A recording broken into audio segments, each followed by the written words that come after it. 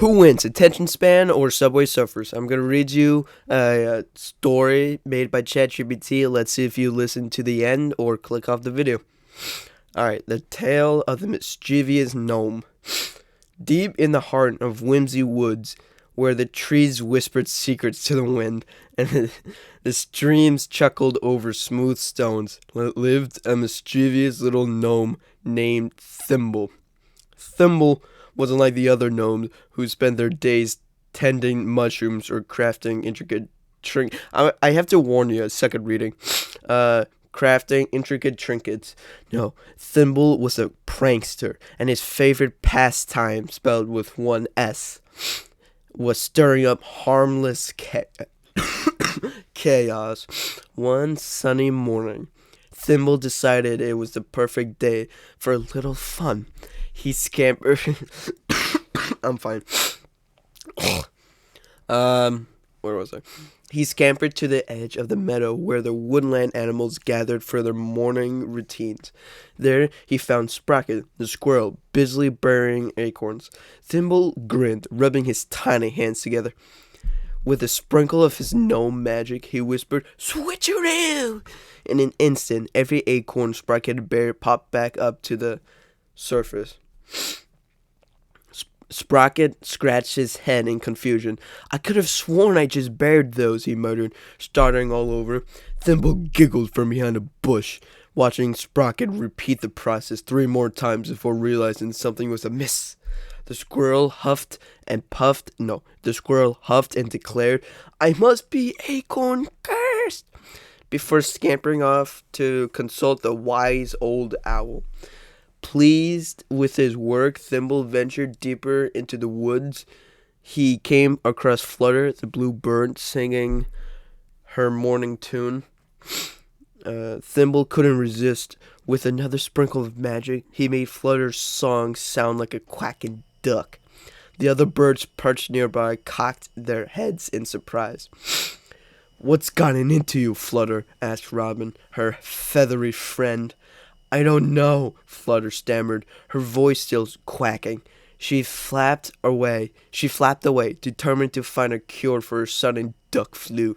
Thimble rolled on the ground, laughing so hard he nearly spilled his pouch of glittery magic dust. By noon, the forest was abuzz with animals talking about strange occurrences.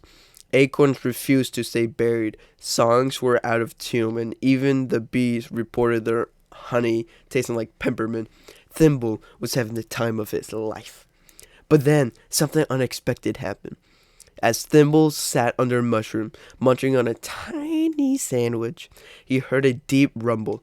At first, he thought it was his stomach, but the ground shook, and a booming voice echoed through the woods. Who dares disturb the peace of Whimsy Woods? It was Eldora, the forest guardian, a towering tree spirit with glowing amber eyes. She didn't look amused. Thimble's heart skipped a beat. He tried to hide behind his mushroom, but Eldora's gaze swept right to him.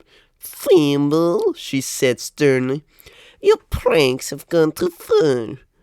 But wait, I forgot my Thimble voice. I'm gonna make a new one. But it was all in good fun," Thimble squeaked, his voice barely audible. "Fun for you? I forgot her voice too, Eldora's. Fun for you, perhaps," Eldora replied. "But look at the chaos you've caused. Sprocket is convinced he's cursed, Flutter's lost her confidence, and even the bees are in an uproar." Thimble looked down, feeling a pang of guilt. "I didn't mean to upset anyone. I just wanted to make the day more interesting." Eldora's expression softened. Eldora's expressions. Did you leave the video yet? No? No? We still got 2 more minutes. You're almost there. Where was I? Eldora's expression softened. "Thimble," There's nothing wrong with bringing joy, but your magic should be used to lift others up, not confuse or trouble them. Let's make things right. Oh, this is so stupid. This is on Tuesday at 9:27 p.m. By the way, a school night. Ugh. Thimble nodded, his mischief melting into determination. With Eldora's guidance, he went to each of his forest friends, undoing his pranks and apologizing sincerely. He helped Sprocket bury his acorns properly, restored Flutter's sweet melody, and even made the bees' honey extra delicious as a peace offering. By the time the sun set, the animals forgave Thimble, and the woods were peaceful once more. As he curled up in his mushroom house that night, Thimble smiled, realizing that spreading laughter and kindness felt even better than pulling pranks. Well, almost better.